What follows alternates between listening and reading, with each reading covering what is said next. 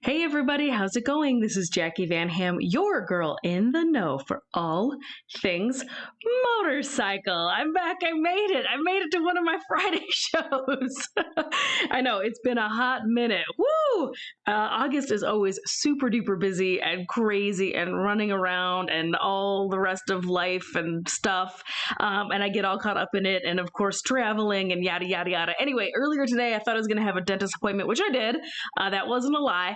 I thought they were going to have to fill a tooth today, and they didn't. Anyway, so I got out early, and then I was running around, and then I was like, shit, I forgot to do a show today. So I put together a show real fast. I know I'm really late for my usual Friday time slot, but I also didn't want to step all over Mr. Rick Fairless and his lovely daughter Lena, who do a show in the afternoon. So anyway, welcome to today's show. Welcome to your Fun Fact Friday, because we're going to talk a little bit about some facts and some news that's going on out here in motorcycling this past week or so. So thank you for tuning in. As always, I can see your comments over on my second camera. Daniel Hopkins, one of our regular top fans, thank you for tuning in. Good afternoon, Jeremy. Thank you for tuning in. Don't forget to hit that share button, of course. To all of our overseas viewers, hola, konnichiwa, guten tag, bonjour, and buongiorno to all of you as well. So thank you for tuning in. So for today, I dug around a little bit on the internet. I figured there had to be a little bit of news. This time of year, things start to kind of slow down a tiny little bit because it's usually the end of riding season. It's the end of middle-ish, end-of-ish of rally season. But all of that's scrapped because of the COVID and the corona. Everything is crazy. The upside is the downside. Nobody knows what's happening out here. But there is definitely still a ton of racing that is currently in the very beginnings of their seasons because everything got pushed to August, September, October, November. You're going to start seeing racing happen like every single weekend. A good chunk of it will be without spectators, so they're streaming all of that out live out here on the internets. So go track down all of those websites, check out all of that kick-ass racing. I did a great big huge show on Wednesday. You can always see my shows over at my Jackie Van Ham page. Click on over there, give me a like, watch my previous shows. My Wednesday show was huge and it talked a lot about the racing that's going on in the next week or so. Here in the United States, we're heading into next week-ish. We're heading into a great big huge holiday weekend here. So there's just a ton of stuff coming up. So I wanted to start kind of hitting that hot and heavy on Wednesday's program. Anywho, go click on that show, go look for it. I talk a little bit of MotoGP, Moto America, American Flat Track Racing, Moto America here in this country. Anyway, go check out that show because it talks about it. But for today, I was like, well, let's not rehash Wednesday's show. Let's find some new news. And there is a little bit of new bike news and things that are going on. So that's what today's show is going to be about. So as always, thank you for tuning in. Feel free to let me know where you're checking in from. Hey, Joseph, thanks for peeking in and saying, hey, thumbs up right back at you. So let's get down to it. First things first, our friends over at Harley-Davidson in the desire for more and more power, they just keep cranking out bigger and bigger and bigger and bigger engines over here. And so they just released this past week the Screaming Eagle 131 crate engine is now offered on Harley Softails. That's 2,151 cc's to you and me, and maybe the biggest engine out there after the Triumph Rocket 3. The 14 cubic inch bigger and or 325 cc larger than the biggest M8 you can get any production hog. It's good for 135 foot-pounds of torque and 124 horsepower. Woo! At the rear wheel, says Harley, when paired with Screaming Eagle Street Cannon mufflers. A nice little upgrade for your 2018 and later Softails that came with an M8.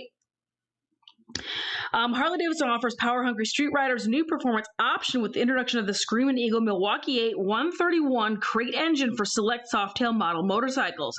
The new 131 cubic inch 2151 cc V-twin engine delivers the biggest, most powerful street-compliant engine Harley-Davidson has ever created.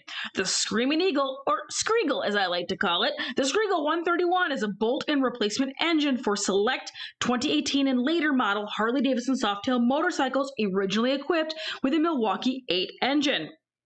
So some cool news from Harley-Davidson, a 131, huge, massive cubic inch engine from the folks over at Harley. Speaking of Harley-Davidson, a little bit more new news out there is the first sneak peeks of the Harley-Davidson 338R.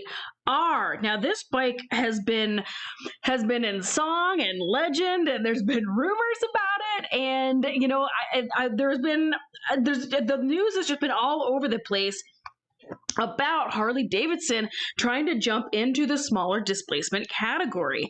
Particularly in Asian market, smaller bikes are kind of where it's at. So there was a little bit of like concern because Harley, as the slide I just showed you, is making these bigger and bigger and bigger engines for bigger and bigger and bigger bikes. That's not global market, right? So there's been a little bit of concern about Harley, not being able to pay attention or just not paying attention to smaller displacement markets. So you say, well, what about the XG500 and the XG750? Okay, those are cool and all, and those exist, and those are here in the United States, but when was the last time you saw one out on the road? When was the last time you saw one at the dealership?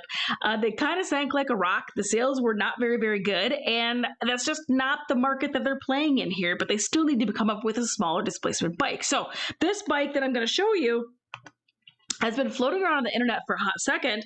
The first sneak peek just was kind of teased out this past week by the folks over at Rush Lane. Harley-Davidson announced that it will completely overhaul its plans for the future with the introduction of a new corporate strategy in 2021. Part of the strategy includes cutting back on the number of new models the motor company has in the works. However, we have yet to learn which projected models will make the cut. We already know that the Pan America, which is the ADV bike, is coming in early 2021, even though they've been teasing this thing out since 2018.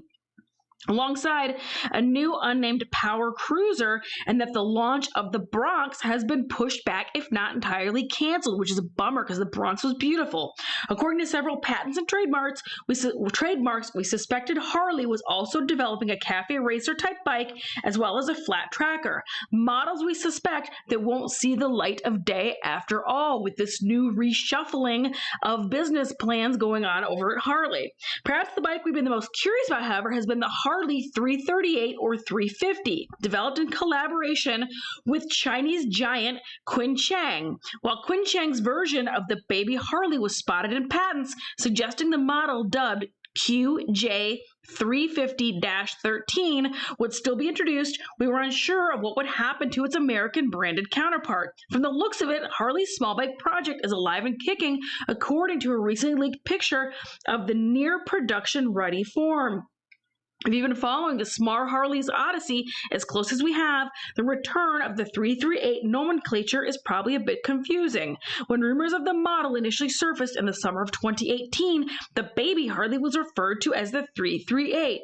Then, towards the end of the year, official documents referred to the model as the 350 instead, supported by patents describing a new 353cc parallel twin engine to be shared with new Quinchang and Benelli branded models. It looks like the 338 is back, as the bike in the picture is badged 338. This could suggest that the new Harley, which shares most of its components with the existing Benelli 302S, could potentially use a detuned version of the 353. According to the Bike Social, Chinese Harley dealers have already started teasing the new model, so whether the engine is a 338 or 353, it's safe to assume at this point that the baby Harley remains part of the plan and that it's on its way. So that bike that I was showing you in the slide there, which I just showed you a tiny little bit of it, it's super beautiful. I'll show you the this is just a rendering. This is not real, but I'm gonna go old school and I'm just gonna show it to you this way because I didn't grab it from a slide fast enough. But that's just kind of a rendering, but it's made by the same folks that have relaunched the brand Benelli. So Benelli was an Italian manufacturer. You can still find it on the internets.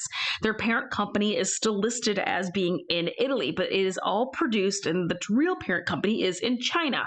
So it is what it is. You can say what you want about Chinese and overseas manufacturing. There's a couple different ways to look at it. First of all, is it more inexpensive? Yes, of course it's more inexpensive to build things overseas. Secondly, you're going to be avoiding the import tax that would happen if you built a bike in this country and then shipped it over to Asia for it to be an Asia market bike. It just doesn't make sense. You got to build the bike in the country where it's going to be sold to. That just makes the most sense from a business standpoint. So the Benelli bikes, however, are really beautiful and really good looking, and I think they're quite reliable and quite good quality. They are either don't exist in this country or they are not really in this country in any sort of large way, because I've yet to really see them floating around here. I've seen them at like one or two trade shows, and I've seen them in Europe a tiny little bit, but anywho, that's about Benelli. So right now this conversation is about this 338 Harley-Davidson that already is going to exist in Chinese market. Is that coming here? Are they going to finally add to the portfolio of Harley-Davidson by putting a smaller displacement bike? And is this the right small displacement bike? Who knows? So we're all going to have to find out together and wait and see. And I'm guessing that the real end of the day, the price tag is what's going to dictate whether it makes it here and whether it works or not. I just don't know if Harley-Davidson's current current hog owners, people who currently are wearing the orange, are they going to buy into a 350cc Chinese made bike? Probably not. But for them to start fishing in the larger pool of new riders, of which motorcycle sales right now are absolutely through the roof. E-bikes alone, year over end year, is up almost 150 or 200% of market share of what they did last year. Dirt bikes are up 30%. Bike sales are through the roof right now. What this sounds like to me is a lot of new motorcyclists. So if there's all these new motorcyclists getting ready to come into power sports, is it kind of the right thing to have a cheaper, smaller bike? We'll have to see. Only time will tell. But I wanted to go ahead and bring that up to you guys on today's show. That is the Harley-Davidson 338R, spied in the wild, undisguised. That's what it looks like. For what it's worth, I think it looks pretty good. What do you guys think about that out there? So also going on out here, speaking of bikes in the wild, Indian Motorcycle has gone ahead and as if complete domination in American flat track racing is not enough, they have decided to get cracking on hill climbs. AMA hill climb is not a super particularly huge and popular sport. It is super cool. I'm not talking smack. I think it's incredibly fun and very cool, but it's just not as particularly maybe sexy and popular as AFT is right now. So they decided to jump on in and see what they could do about that. Hill climb racing makes flat track look like MotoGP. Sure, it's fast, it's dangerous, it's exciting, but it just doesn't garner the views that other forms of two-wheeled racing do. Yet. Indian Motorcycle announced this week that it'll be backing a professional hill climb racer on a modified FTR 750 in the all-new AMA Twins class. It's the first time the company is officially entering the sport since 1939. When Indian got into AFT, American Flat Track Racing, in 2016, the Twins class had been dominated by Harley-Davidson for decades. That was, of course, going to be the previous generation, not the XG750 that they're racing right now, but that would be referring to the XR750. And aside from a few years that Honda's RS750 mixed things up in the mid-80s, a predictable race is a boring race, but with Indian quickly proving that its team was serious competition for HD, the fans showed up to watch. Now with larger crowds, we're seeing flat track races of all kinds popping up in new locations, from the Sturgis Buffalo Chip to the Hooligan Moto Beach Classic, and people seem to love it. I've announced both of those races, by the way. Yay me. Now the American Motorcycle Association wants to do the same thing for hill climbing. So I thought that was really cool. The bike is dead sexy. Look how rad that is. I don't know about you, but this makes me really want to go check out hill climb racing. I think that's rad. And not just, because of this Indian going, although it's dead sexy and I would definitely love to see it. I like the fact that they have opened up their category and they added a twins class. So this kind of leads to a lot of open areas here. What are we going to start seeing out there? Are we going to start seeing more XR 750s out there racing again, or XG 750s perhaps, or Kawasaki Ninja Twins, or, I mean, the world is your oyster now. Is Triumph going to jump in with a twin? Who knows? So I thought that was really exciting news. I love anything that helps open up the sport of racing to more people coming. More competitors means more spectators, which means more kick-ass racing, and maybe the chance for me to go and announce those races or stream them. So I support all aspects of this industry out here. I think all rising tides raises all boats. So I think that is a super cool, neat thing. So I want to go ahead and bring that up today as well. Also going on out here in motorcycling, a bike that I thought was just dead sexy. So I just wanted to give it a little bit of love. This is a British manufacturer called CCM. CCM has been around for a little while. It's a British build bike. They have been making these absolute stunning bikes for a couple of years now over in England. Again, like I said, it's called CCM. And let's talk a little bit about this beautiful bike on the screen. British-made scramblers are becoming something of a theme in this year's delayed crop of Hollywood blockbusters. Not only is James Bond set to appear on a Triumph Scrambler 1200 in the forthcoming No Time to Die film, but niche brand CCM Motorcycles has secured a starring role in Marvel's upcoming Black Widow. Both movies should have hit theaters months ago, but have been postponed due to the pandemic, with the result that the limited edition production bikes celebrating their silver screen siblings have been ahead of their openings rather than after them. Triumph's Scrambler 1200 Bond Edition was unveiled back in May, and now CCM has released the Blackout to mark its Black Widow appearance, and that motorcycle is dead nuts sexy. That is excellent. That is amazing. If CCM wants to send me one, I would love to ride that. That is absolutely incredible. I love that to death. The Blackout is a higher spec derivative of the movie bike, featuring an adjustable upside down fork, hand welded and powder coated frame, and lots of carbon fiber. So I thought that was beautiful. They have another bike that you might be familiar with. This is called the Spitfire Scrambler. This came out more than 2 years ago and it quickly sold out, but you can see the similarities between it and the Blackout. So I thought that was really super, super rad. There's a little bit more specs. It only weighs about 306 pound dry. Who is CCM? The firm, based in Bolton, Lancashire, was founded back in 1971 as Clues. Oh, so they've been around for a while, but I just haven't heard of them, I guess. As Clues Competition Motorcycles by motocross rider Alan Clues, who saw decent results in the 500cc class of the World Motocross Championship in the mid-70s. In the 1980s, the firm's bikes were exported to the USA and sold under the Can-Am brand. CCM also built the Armstrong MT500 military bikes that were later developed into the Harley-Davidson MT350 and still makes the MT230 police and military bikes used by defense and security forces around the world. In light of the limited numbers built and its handmade construction, the Blackout's UK price of about £9,000 or around $11,800 doesn't seem unreasonable. In fact, it's the cheapest of the 9 Spitfire derivatives CCM currently offers, with the remaining 8 other models ranging from £9,000 to £18,000, which is approximately $13,000 to $23,600. So I thought that those were just incredibly beautiful. I wanted to give them a little bit of love today.